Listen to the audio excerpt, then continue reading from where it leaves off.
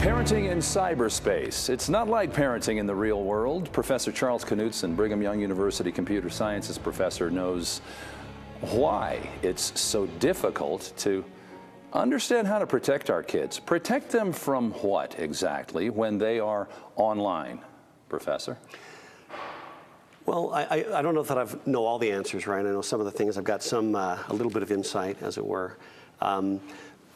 As I look at it, really it has to do with, I view it as the intersection between our personal lives, our moral lives, and this technology. That's kind of a backdrop. And you know, when we were kids, maybe the big moral impact was the mall, you know, or cruising the strip, or there was something that was going on socially.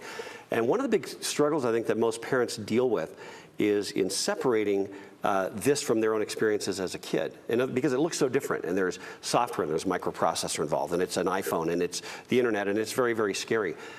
If we sort of reduce it back to fundamental basic parenting principles, you know, where are you going? Who are you going with? What are you wearing?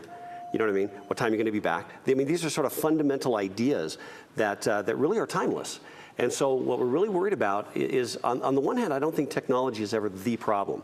When I say, be careful of that one technology, you know, that one technology is sure a scary one. It really is about society. It's about a sociality or an environment or a culture that exists. So today, you drop your kid off on the web, leave them for 6 hours. It's kind of like dropping them off at the mall, you know. They may end up in the parking lot.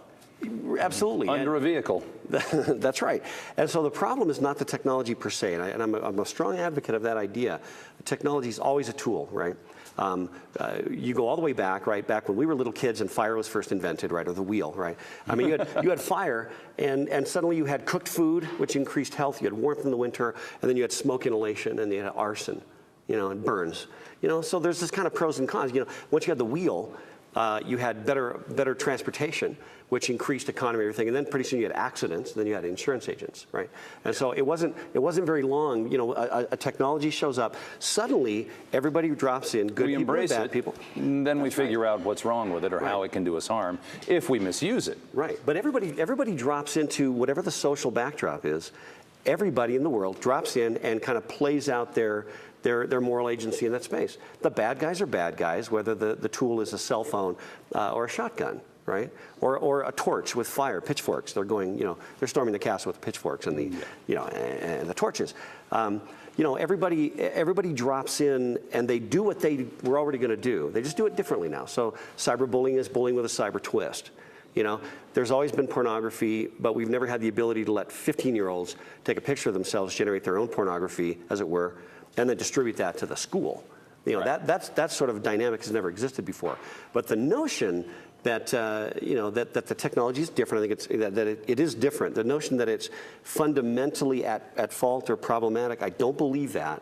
So I believe, you know, really passionately about the need for parents to become literate, to become, you know, fluent, if you will. We need to learn to speak that language that they're already fluent in. Right, and we will always speak it with an accent. You know, we're not going to ever be as fluent as they are. You know, we understand that, but I think we still have to try. And too many parents are kind of like, oh wow, you know, there's a computer involved. You know, I think I'm just going to stop being a parent.